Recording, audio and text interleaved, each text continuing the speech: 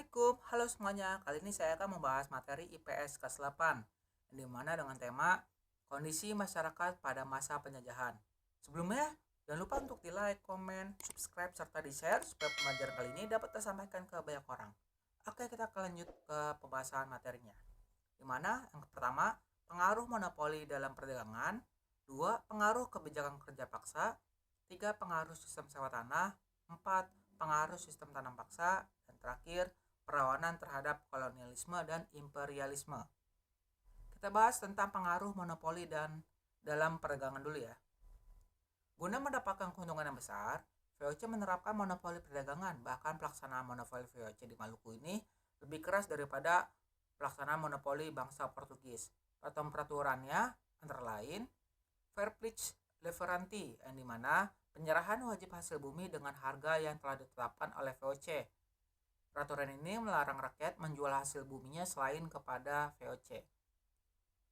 Kontingenten, yaitu kewajiban bagi rakyat untuk membayar pajak berupa hasil bumi.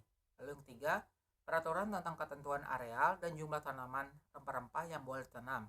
Keempat, ada ekstirpasi, yaitu hak VOC untuk menebang tanaman rempah-rempah agar tidak terjadi kelebihan produksi yang dapat menyebabkan harganya merosot. Lalu yang kelima, ada pelayaran hongi, yaitu pelayaran dengan perahu kora-kora atau perahu perang untuk mengawasi pelaksanaan monopoli perdagangan VOC dan menindak pelanggarnya. Dalam melaksanakan pemerintahan, VOC menerapkan sistem pemerintahan tidak langsung atau indirect rule dengan memanfaatkan sistem feodalisme yang sudah berkembang di Indonesia. Ciri khas feodalisme adalah ketaatan mutlak dari bawahan kepada atasannya. Di dalam susunan piramida masyarakat feodal, raja itu berada di posisi teratas, sedangkan di bawahnya itu ada bangsa bangsawan tinggi kerajaan atau kaum aristokrat. Di bawah raja itu juga ada bupati yang berkuasa di daerah, kemudian ada kepala-kepala rakyat, dan yang paling bawah adalah rakyat. Di mana VOC itu awalnya sangat berjaya ya, kemudian mengalami kebangkrutan dan juga kemunduran, di mana terjadi pada awal abad ke-18. Yang dimana faktornya yang pertama, banyaknya korupsi yang dilakukan oleh pegawai-pegawai VOC, anggaran pegawainya terlalu besar karena luasnya wilayah VOC.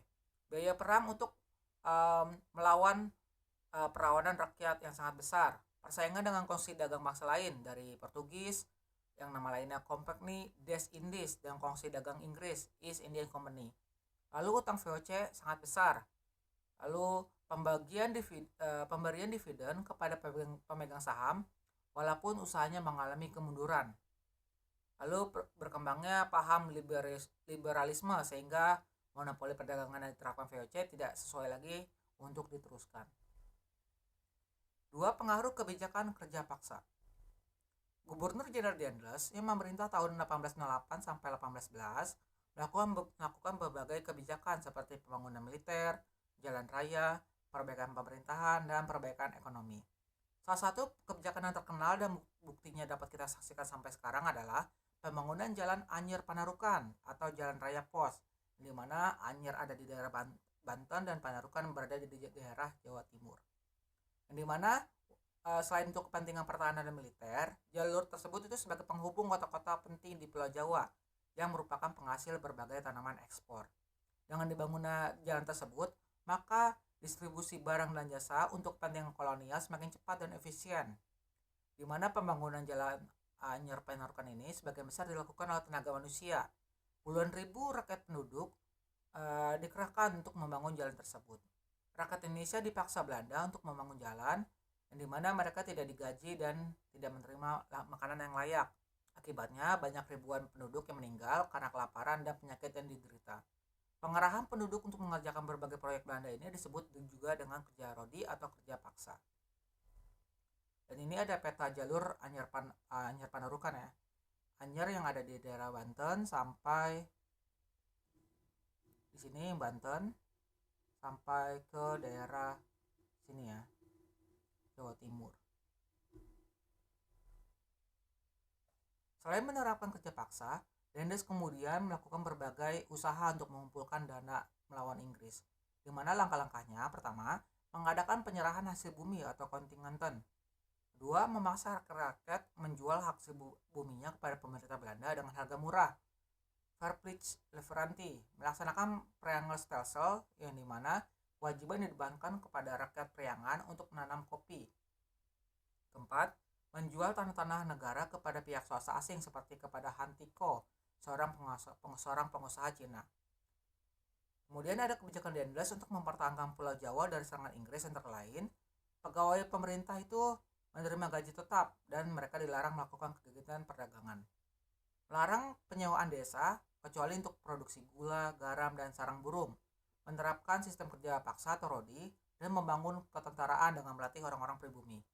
Membangun pelabuhan-pelabuhan dan membuat kapal perang berukuran kecil. Lalu ada pengaruh sistem sewa tanah. Penguasa Inggris di Indonesia pada masa tersebut adalah Letnan Gubernur Thomas Stamford Raffles, di mana salah satu kebijakan terkenalnya adalah sistem sewa tanah atau land rent system atau Landgelijk Stelsel, di mana sistem ini memiliki ketentuan antara lain petani harus menyewa tanah meskipun dia adalah pemilik tanah tersebut.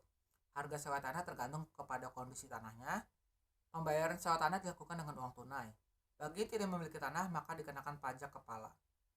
Sistem sewa tanah ini tidak berjalan lama karena disebabkan oleh beberapa faktor dan mendorong sistem tersebut untuk tumbang sehingga gagal dalam peranannya mengembangkan kejayaan kolonisasi Inggris di Indonesia. Faktor kegagalan sistem sewa tanah adalah antara lain sistem menentukan besar kecil pajak bagi pemilik tanah. Tidak semua rakyat memiliki tanah yang sama. Sulit menentukan luas dan tingkat kesuburan tanah petani. Keterbatasan jumlah pegawai. Masyarakat desa belum mengenal sistem uang. Pengaruh sistem tanam paksa.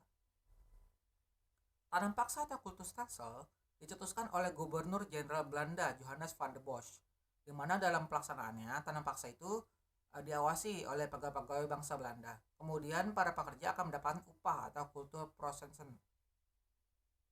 yang dimana upah itu akan diperoleh tergantung besar hasil yang dikumpulkan kemudian diserahkan kepada Belanda. Dengan sistem ini maka para pelaksana tanam paksa menghalalkan segala cara untuk mendapatkan hasil yang lebih besar, di mana kemudian terjadilah penyimpangan dalam pelaksanaan sistem tanam paksa. Antara lain, rakyat lebih fokus menanam tanaman kualitas ekspor dibanding menggarap ladang atau sawah untuk tanaman lokal. Bagi rakyat yang tidak punya tanah, maka harus bekerja ekstra keras, yang dimana melebihi waktu tertentukan. Jatah tanaman untuk tanaman ekspor melebihi 1/5 dari seluruh lahan yang digarap. Apabila terdapat kelebihan panen, maka tidak dikembalikan ke petani. Kegagalan panen merupakan tanggung jawab rakyat. Pelaksanaan tanam paksa kemudian mendapatkan dampak yang besar bagi Indonesia. Dampak positifnya, rakyat Indonesia mengenal teknik penanaman berbagai jenis tanaman baru. Rakyat Indonesia mengenal tanaman dengan kualitas ekspor. Kemudian dampak negatifnya, penderitaan fisik dan mental karena bekerja terlalu keras, pajak yang besar, pertanian lokal khususnya padi mengalami gagal panen, kelaparan dan kematian di mana-mana, dan menurunnya jumlah penduduk Indonesia. Dan ini ada soal untuk kalian jawab. 1. Sebutkan 3 peraturan yang telah dibuat VOC dalam melaksanakan monopoli perdagangan. 2. Apa penyebab kemunduran dan kebangkrutan VOC? 3.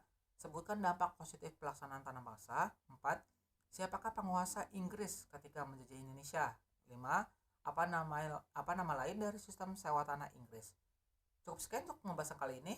Wassalamualaikum warahmatullahi wabarakatuh dan adios.